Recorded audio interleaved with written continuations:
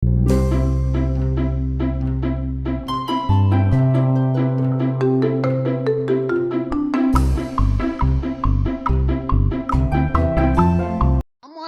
warahmatullahi wabarakatuh. Apa kabarnya anak-anak hebat kelas 5? Sudah siap belajar bersama Bu Rosa hari ini? Alhamdulillah. Namun sebelum belajar, kita saksikan cuplikan sebagai berikut.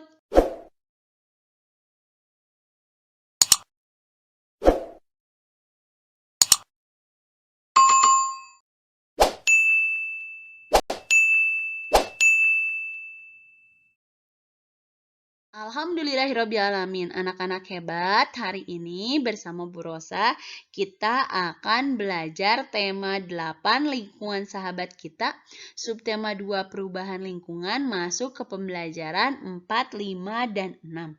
Di pembelajaran ini banyak sekali yang akan Ibu ajarkan. Di antaranya ada IPS KD 3.3, ada PPKN KD 3.3, dan SBDP juga KD 3.3. Jangan lupa video pembelajaran ini disimak dengan sebaik-baiknya. Kemudian buat catatan penting dari video pembelajaran ini karena di akhir pembelajaran ada latihan soal yang harus dikerjakan. Tetap semangat untuk belajar hari ini. Adapun tujuan pembelajaran pada hari ini yaitu yang pertama, setelah menonton video pembelajaran ini, siswa diharapkan mampu menjelaskan jenis-jenis usaha kelompok. Yang kedua, setelah menonton video pembelajaran ini, siswa diharapkan mampu memaknai keberagaman adat istiadat di Indonesia. Yang ketiga, setelah menonton video pembelajaran ini, siswa diharapkan mampu memahami keberagaman seni tari daerah di Indonesia dan pola lantai tari daerah. Baiklah, yang pertama kita akan mempelajari jenis-jenis usaha. Di pembelajaran sebelumnya, kita telah mengenal jenis usaha perseorangan. Hari ini kita akan membahas jenis-jenis usaha kelompok. Jenis-jenis usaha kelompok adalah usaha kelompok biasanya dikelola dan dimiliki oleh lebih dari satu orang. Contoh usaha kelompok antara lain 1. Badan Usaha Milik Negara atau BUMN. Yang kedua, firma. Yang ketiga, perseroan terbatas atau PT. Yang keempat, persekutuan komanditer atau CV. Yang kelima, koperasi. Kita akan memasuki penjelasan dari jenis-jenis usaha tersebut. Yang pertama, BUMN, Badan Usaha Milik Negara, adalah usaha ekonomi yang modalnya sebagian besar dari negara. Tujuan didirikannya BUMN adalah melindungi kepentingan rakyat, yaitu pemenuhan kebutuhan dan meningkatkan kesejahteraan. Contohnya adalah badan usaha penyedia fasilitas umum seperti Perum Damri, PT KAI, dan PDAM, serta PLN. Kedua, firma. Firma adalah usaha ekonomi yang didirikan oleh 2 orang atau lebih yang sudah saling mengenal. Perkembangan sebuah firma merupakan tanggung jawab para anggotanya. Contohnya adalah firma hukum, firma akuntansi, perusahaan sepatu Nike.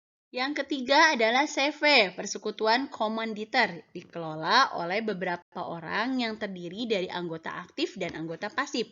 Anggota aktif merupakan pemilik modal sekaligus bertugas menjalankan usaha, sedangkan anggota pasif hanya menanam modal. Yang keempat, perseroan terbatas atau PT adalah usaha yang didirikan dan dikelola oleh 2 orang atau lebih. PT memperoleh modal dari penjualan saham yang dilakukan oleh pemilik PT. Banyaknya saham yang mempengaruhi keuntungan yang diperoleh dari pemilik saham. Contoh PT Penerbit Erlangga Mahameru. 5. Koperasi adalah usaha kelompok yang dikelola atas asas kekeluargaan. Modal sebuah koperasi berasal dari simpanan pokok dan simpanan wajib para anggota, serta pinjaman para anggota maupun bank. Tujuan pendirian koperasi adalah untuk meningkatkan kesejahteraan anggota, serta turut membangun perekonomian nasional dalam rangka mewujudkan masyarakat yang adil, maju, dan makmur. Koperasi menjual berbagai kebutuhan sehari-hari. Contoh koperasi adalah koperasi sekolah, menjual perlengkapan sekolah, atau koperasi unit desa KUD yang menyediakan bahan pertanian. Berikutnya kita akan belajar memaknai keberagaman adat istiadat di Indonesia. Pelestarian adat istiadat di tiap daerah di Indonesia memiliki tujuan sebagai berikut. Yang pertama, melindungi dan membina adat istiadat serta nilai sosial budaya masyarakat. Yang kedua, menumbuhkan semangat kebersamaan dan kegotong royongan. Ketiga, memelihara kelestarian dan keseimbangan lingkungan alam. Sikap dalam upaya melestarikan keberagaman budaya di Indonesia. Berikut cara yang dapat dilakukan untuk melestarikan kebudayaan dan adat istiadat daerah di Indonesia. Yang pertama, menggunakan pakaian adat saat acara-acara tertentu.